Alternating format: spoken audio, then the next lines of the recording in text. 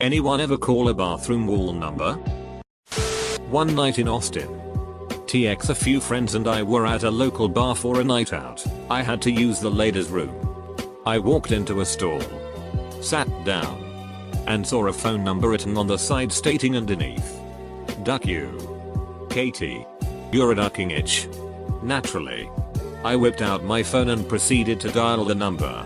At this point in the night, I wasn't exactly in a normal state of mind. So I let the ringing begin. No answer. Oh. Well. She'll never know. I wash my hands and head back out into the bar. A few seconds later I get a return call from the mysterious stall number. I answer and promptly ask, "Is this Katie?" She says, "Yee." I simply informed her, "Someone thinks you're a ducking itch." She immediately flipped her sheet and began inquiring as to who I am and who I'm speaking for. etc. I drunkenly inform her that while I was in the restroom, I read a note and simply dialed the number, reasoning that she deserved to know. She couldn't understand me due to the noise in the bar. So she starts cussing me out, hangs up, and starts a text war. It's on. After berating me via text, I calmly text her the information I tried to convey over the phone. She finally understood the intended message and proceeded to itch me out. Again. She stated, "This must be Jacqueline. Or one of her war friends. Either way, get over the ducking fact I stole your man. TLDR, Katie is a ducking itch." In all fairness, the person who wrote it did warn you. When I was in high school there was a number in the boys' locker room. It was a girl's name and a number. Most of the guys ignored it. But then my friend and I added it to our contacts list. Because A, cellular phones were just becoming affordable for teens. B, we wanted to see who would pick up when we called.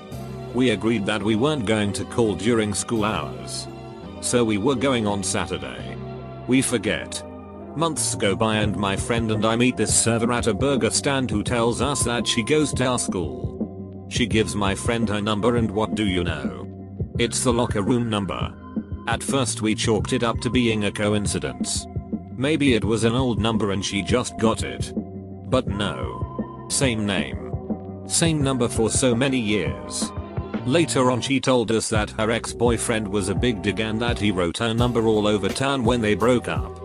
But she got back at him when she emailed his parents a picture of him snorting coke off their dining room table. TLDR, number in locker room belonged to a decent girl who worked at a burger stand. And her ex was a coke snorting big dig.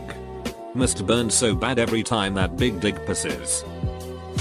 I saw a sign in a bathroom at the bar that said "For a good time call Katie." The someone under it wrote "Don't call her. It's her mom's number. And she's pissed." Will the mother give a good time too? I put my number on a Jenga tile. Call 206XXXXXXX to play Mahjong. To date, have gotten 3 calls for actual Mahjong and 2 for Mahjong. The best pickup lines ever came from those calls though. "I can scramble your tiles like Chairman Mao," was one. I've called one of them before. It rang twice then went to voicemail. "Hey guys, it's Carly, leave a message.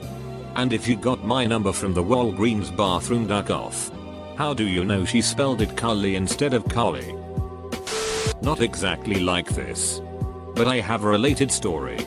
Some years ago I was tripping on acid with friends and wandering around SFMOMA. We found a really cool piece of art that included a phone number listed as home office, so we decided to call it. Turned out that it was the artist's home phone number and he answered. Told him we really liked his work and would he like to hang out with us. He wasn't busy. So he said sure, and we told him to come meet us at a nearby bar. Telling him that we would be the ones carrying balloons with faces on them. He came and met up with us and we actually ended up taking him home to a party we were having at our house and hung out the rest of the night. Cool guy. Surreal experience. No creepiness. No murder. No sexual advances. Everything went better than expected.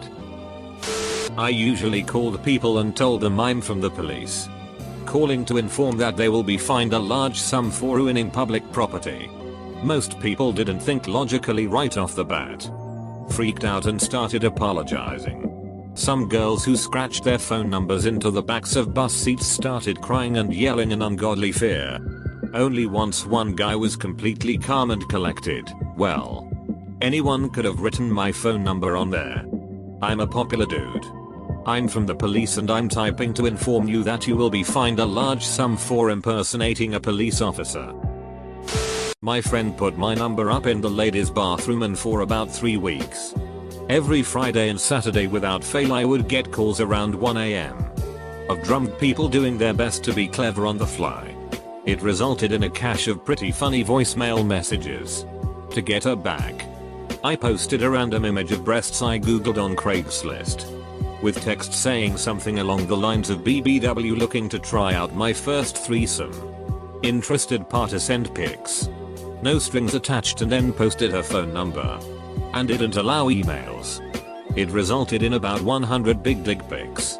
And her phone ringing off the hook until I took it down an hour later. Man. I need to start planning for April Fools now.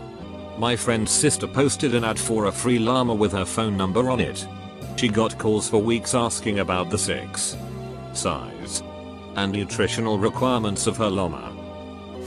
I work at a Chevron gas station and there is one number in the men's room. I texted once a month. Just to check up on them. It's been a few years now. They still don't understand. Edit, imga.com. What do you say? What do they say? The number is written in between tiles by the editor and when I texted them the first time they asked who it was I said the manager at Chevron. I was a cashier at that time, and they didn't text me back. Then a month or so later I'm tacking a sheet while working and I'm like HMM. I wonder what this guy's up to. So I just went ahead and put it in my phone as Chevron bathroom guy and from then on it became a thing. I'll text him. How's it going? How's the wife and kids? Sure is hot lately? He'll respond with anywhere from a yeah, sure. To WHO the duck is this. I haven't hit him up in a few weeks. I'll text him and see if he's still around for ya guys. Edit, just texted him. I'll keep you guys posted. I once saw one that said looking for a good time. Call here, and the number was the number for the local university. Nothing can beat the fun of knowledge. When I was working at Home Depot, I saw a posted phone number with something along the lines of call for a good time, usual sheet, so I decided to be a good person and text them and let them know someone had emblazoned their number on the men's bathroom stall. Turns out, she was the cashier I had been flirting with. And she is now my girlfriend. Not sure if happy for you or worried about your life choices. A friend of mine called for a free BJ called Terry XXXXXXXXXXX. A deep voice picked up and laughed at our proposition. Then hung up. A few hours later he got a call back from a soft lisp Y voice asking this is Terry. Are you ready? My friend then set up a meeting with Terry at the mall. Except he gave the name of another friend. Kevin. Who was a manager at a sub and sandwich place. Being a good friend, he let him know that a smoking hot babe Terry was going to come by and introduce herself later. Later the manager retold the encounter as follows. Son curse words. Milton from Office Space walks up to order and says hi. I'm Terry, are you Kevin? Orders a foot long with extra meat and mayonnaise. He keeps asking if my name is Kevin and if I'm ready. I point to my name tag several times and answer yes. When it was time to pay, he asked should I wait here or? I told him he had to pay first. I didn't suspect anything weird until he sat down about 15 feet away and started deep throating the foot long and licking the mayo. He didn't leave until security asked him to. TLDR, when you call bathroom wall numbers and set them up with your friends at work, hilarity ensues. And this is how your friend gets kidnapped. Then gets wind chimes made from his genitals. One day, I received several vulgar text messages from an unknown number.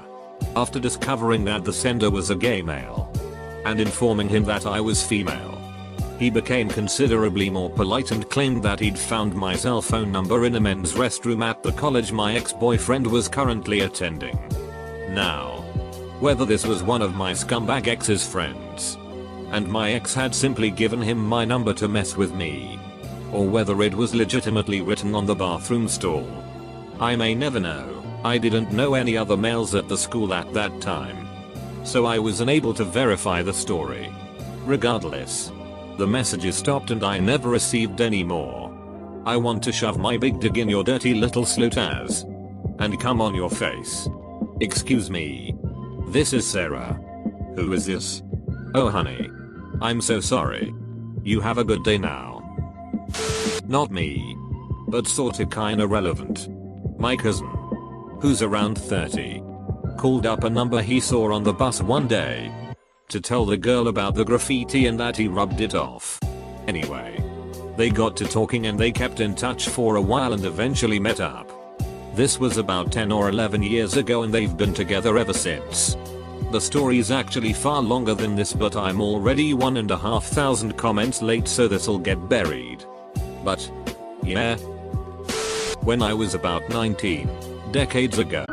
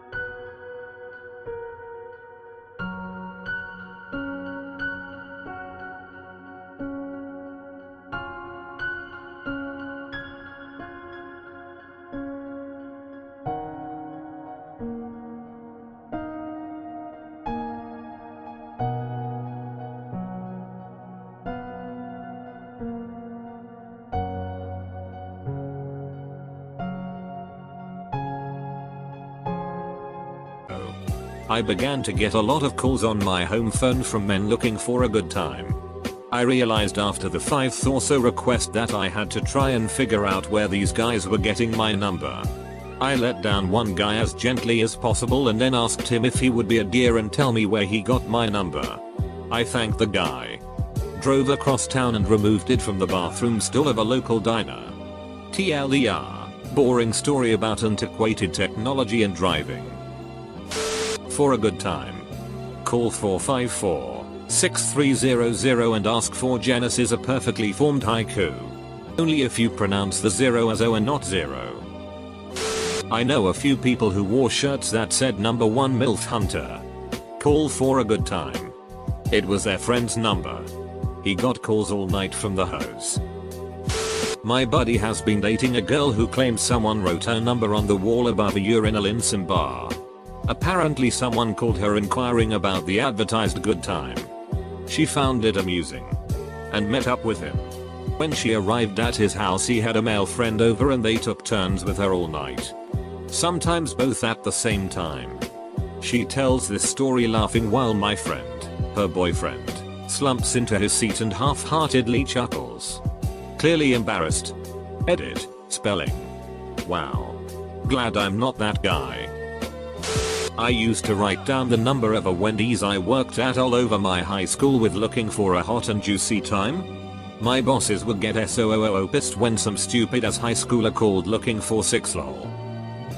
Jenny doesn't answer the phone when you call 8675309. Was disappointed. If it's a 401 area code, it's a plumbing company. I used to know a gay guy. He was a mentally unstable man who wore, and he would put up his number like this. I know, because he was a friend of mine for a while and I was taking a sheet and saw his number on the bathroom stall.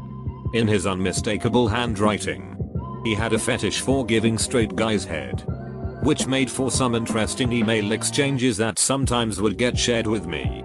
Reading an exchange from some guy who didn't want his GF to catch him or for anyone from the football team to find out was kind of a laugh, as he ended every email with "This is going to be the last time." The guy later went on to burn down my garage and refused to pay any of the damages even after a court order. So I try to avoid him and would recommend not calling those numbers, as the person on the other end either didn't leave it there or is mentally unstable. This isn't a phone number story, but it is about having something written about you on bathroom stalls, so it seems appropriate here. My friend Nina and I were drinking at our favorite bar last summer when out of the blue she demands, "Give me a Sharpie. I'm going to write something dirty about you in the girls' bathroom." Because that's the sort of impulsive thing Nina does when she drinks. Sure, I say, and hand her the Sharpie. What she wrote was, "Employee no 5 is so good it hurts." Now, it's useful to know that in place of employee no 5, I actually have an unusual first name. It's not very common and often considered cool, and I usually get compliments and or questions about it. Point is, you are not very likely to meet another employee no 5 in our city, or most places. So my first name on a bathroom wall is still both memorable and very identifying. As we continue to go out as frequent drinking buddies, Nina continues to do this to every bar we visit, or sometimes just out on her own when she thinks of it, in one of the girls' stalls of each establishment. After more than a year of her little bar hobby, every major drinking spot or nightclub in our city now has it, depending on how often they scrub stall graffiti. And she has redone some, as well as when we're traveling and visiting friends in other cities around the country. On at least a dozen occasions in the last year since she started this, I have been introduced to or started talking to a woman who upon hearing my uncommon name will say, "Oh my god. Are you the employee no 5 from the ladies' room? Or are you employee no 5 so good it hurts ? I see that everywhere. My girlfriends and I were saying we have to find you someday. I always say something along the lines of, 'Oh geez. Is that still there?' A silly lady friend of mine writes that. I won't lie about it. But they usually don't ask much either, which leaves things kind of mysterious and ambiguous. Regardless of what they ask, it is always a good flirty conversation starter. No one takes it seriously, I think. But it does start things off in a humorous and semi-sexual way when it's come up. And it lets you begin meeting someone with a little bit of weird infamy of sorts. Nina says this is her way of wingmaning for me, as she's too lazy to do anything otherwise. And it definitely works when it's actually recognized. I took driver's ed in high school. We were on a break, and a guy called a phone number scratched into the table we were all seated at. He started talking to the girl who answered, and had a fairly pleasant conversation. He asked her what her last name was, and he repeated it after hearing it. The girl sitting next to him knew the person he called, and asked to talk to her too. She told the girl that someone wrote her name and phone number on a table at driver's ed. They laughed about it, talked about each other's day, and that was it. Jesus Christ. Frank, you're a psycho stalker. I ignore your texts for one day and you post my goddamn number on this website? Duck you.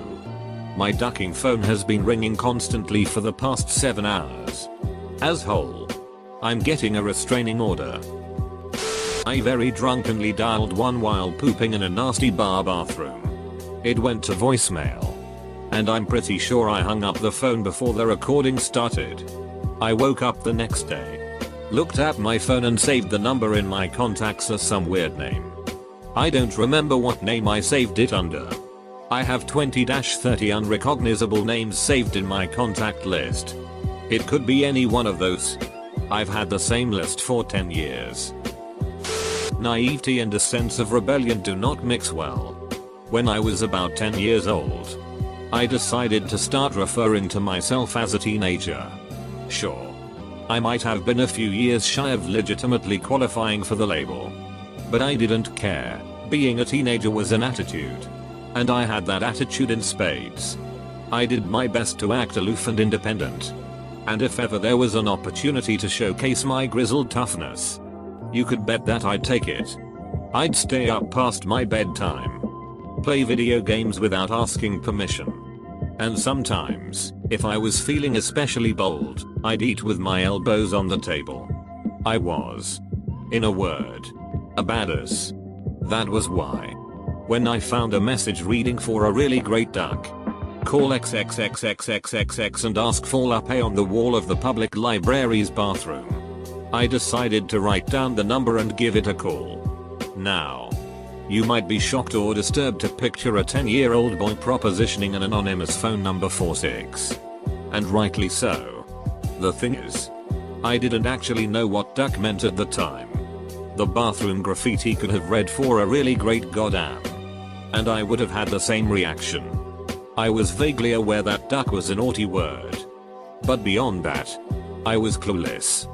For all I knew, Lappe was going to tell me a dirty joke, reveal a dangerous secret, or maybe just recite a particularly inflammatory monologue. Still, I knew it was going to be good. And more importantly, it was a teenager thing to do. Upon arriving back at home, I asked my mother if I could use the phone. I told her, in true rebellious teenager fashion, that I was going to call one of my friends. Little did she know that I was actually about to get a really great duck after getting permission, not that I actually needed it. Of course, I hid in the back corner of my closet and dialed the number from the bathroom wall. A few rings later, a woman picked up. Bruno? In my deepest and most gravelly voice, which probably sounded something like a muppet with a cold, I replied, "Yeah. I'm calling for that really great duck." Okay? Keep in mind, I didn't know what to expect. Nor did I speak Spanish. I assumed that "que" meant okay, and that I was supposed to guide the exchange forward. So, I said the only thing that came to mind. "I've heard a lot of great ducks. So this duck better be the greatest." Ha. I was being so rebellious. And the woman I had called was undoubtedly impressed by it. "Que?" she asked again. I was at a loss. Was there some sort of protocol to be followed here? A code word of sorts? Wait. That must be it. "Duck," I loudly declared. Unfortunately, my mother had chosen that moment to walk into my room. "Max," she yelled. "What did you just say?" To make a long story short, I had my phone privileges revoked. And I was grounded from video games for a week. I was disappointed and upset, to be sure. But I kept a quiet sense of triumph, too. After all, I might not have gotten my duck from Lappe, but I sure as hell gave her a good one.